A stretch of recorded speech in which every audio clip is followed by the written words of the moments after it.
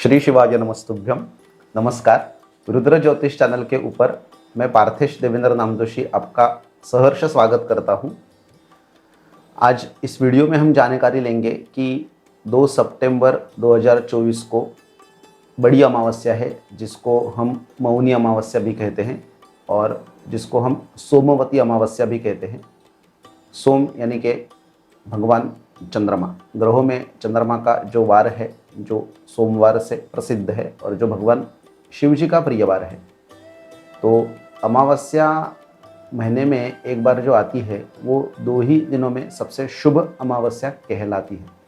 एक आती है जो है वो सोमवार को आती है, जिसे मौनी अमावस्या या सोमवती अमावस्या कहते हैं, और दूसरी जो अमावस्या आती है उसे कहते हैं शनि अमावस्या। अगर अमावस्या शनिवार के दिन आए या सोमवार के दिन आए तो वो ज़्यादा शुभ होती है। आइए जानते हैं कि सोमवती अमावस्या के दिन आप क्या क्या करके ग्रहों के पीड़ा से बच सकते हो, ग्रहों की कृपा प्राप्त कर सकते हो और नवग्रहों को अनुकूल कर सकते हो। तो सबसे पहले जानते हैं कि सोमवती अमावस्या के दिन आपको प्रातः समय ब्रह्म मुहूर्त में उठना है। स्नान आदि से निवृत्त होके आपको तत्पश्चात भगवान शिव के मंदिर में जाना है और शिव के मंदिर में आपको जल चढ़ाना है।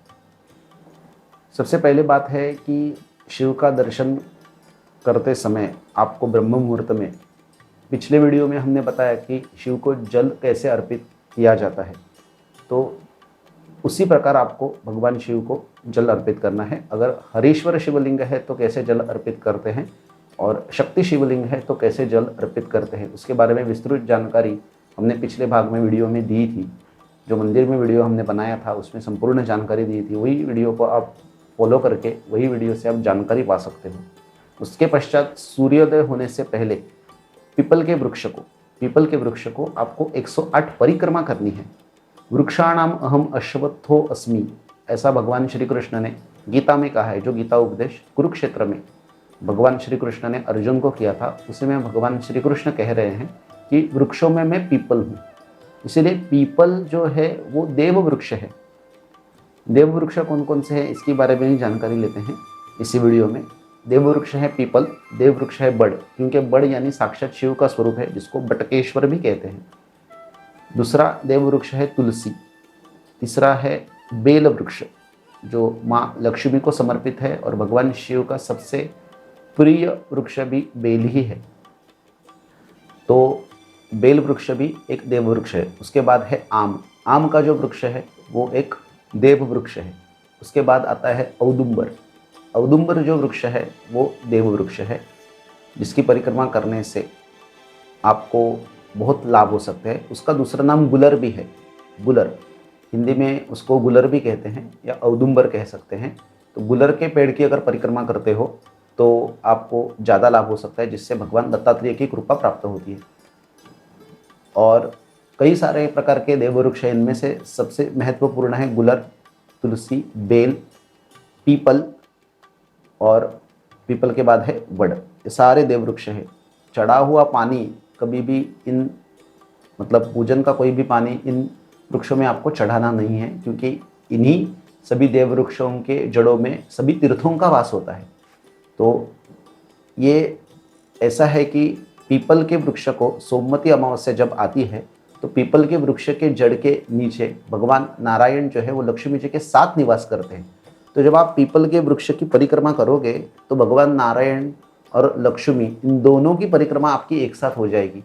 और उससे क्या लाभ होगा? तो उससे लाभ ये होगा कि धन कई मात्रा में आपको मिल जाएगा। तो धन लक्ष्मी मिल जाएगी, आरोग्य लक्ष्मी मिल जाएगी, संतति लक्ष्मी मिल जाएगी, सभी प्रकार की जो लक्ष्मी के रूप है, चीज़ है, उसकी आपकी प्राप्ति हो जाएगी। तो सोमवती अमावस्या के दिन सूर्योदय के पहले स्नान आदि से निवृत्त होकर ब्रह्म मुहूर्त में भगवान शिव को जल चढ़ाना है। उसके बाद पीपल के वृक्ष की परिक्रमा 108 करनी है सूर्योदय के पहले ही। और उसके बाद पीपल के पेड़ में आपको जल चढ़ाना है। वहाँ पर तिल्ली का दिया लगाना है। तिल्ली का जो तेल है उसका दिया लगाना है, घी का दिया लगाना है, गाय के घी का दिया लगाना है। और भगवान पीपल को नमस्कार करते हुए वहाँ पर ही आप शनि ग्रह को अनुकूल कर सकते हो। अभी कैसे कर सकते हो?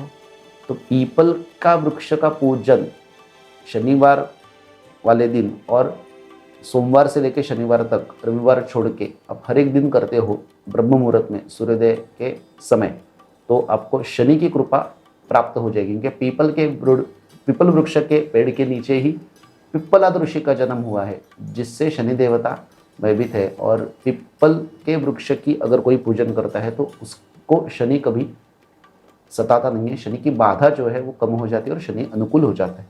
तो वही बैठ के आपको शनि स्तोत्र का या शनि का जो पौराणिक मंत्र है, नीलांजनम समाभासम रविपुत्रम यमाग्रजम छाया मार्तंड संभूतम तम नमामिम शनैश्वरम, इस मंत्र का जाप करना है 108 बार। नहीं तो शनि का जो बीज मंत्र है शम शनैश्चराय नमः, इस मंत्र का आपको 108 बार जाप करना है।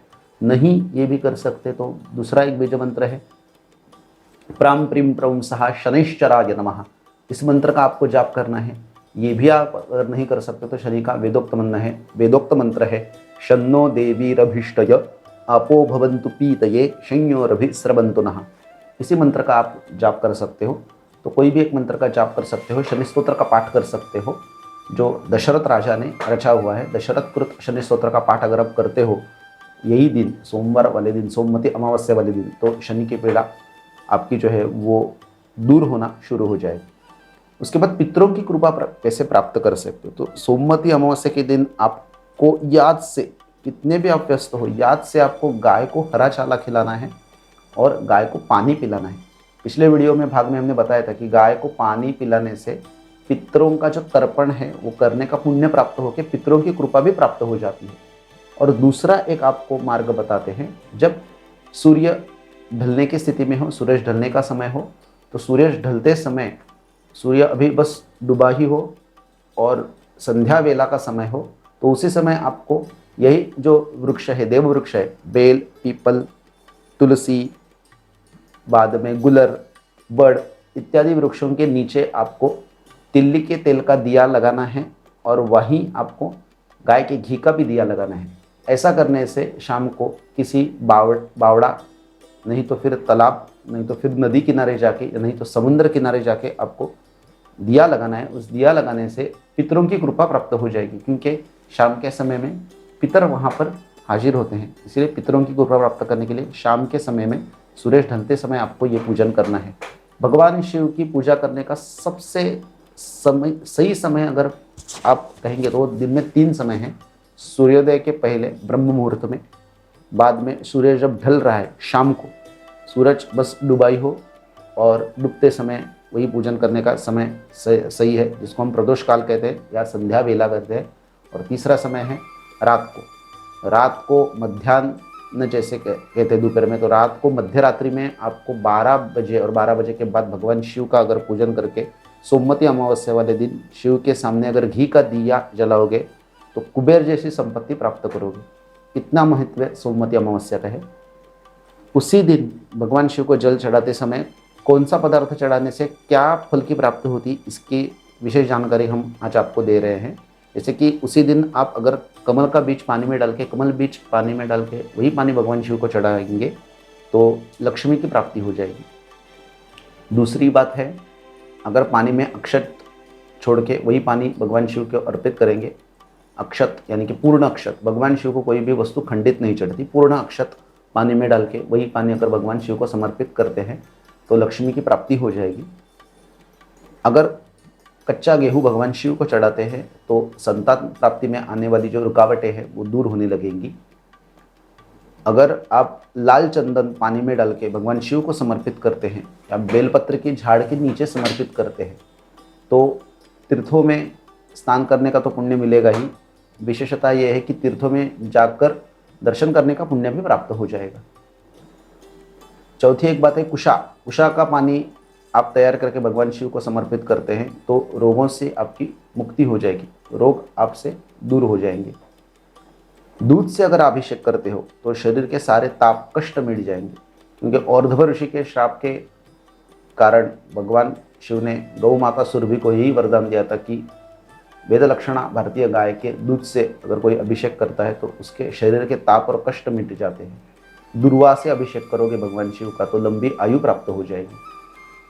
काले और सफ़ेद तिल चढ़ाओगे भगवान शिव को पानी में या फिर कच्चे तो आपको अपमृत्यु कभी नहीं आएगा और शनि ग्रह अनुकूल हो जाएगा, अपमृत्यु नहीं आएगा।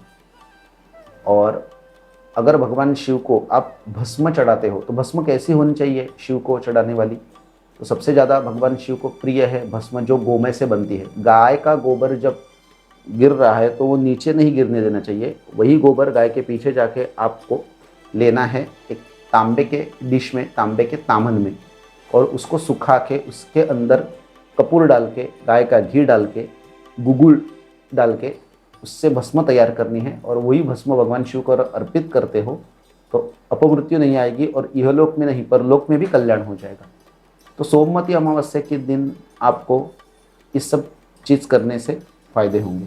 श्री शिवाय नमस्तुभ्यम। अगर चैनल पर नए हो तो वीडियोस को लाइक करिए, चैनल को सब्सक्राइब करिए और बेल आइकन का बटन दबाइए।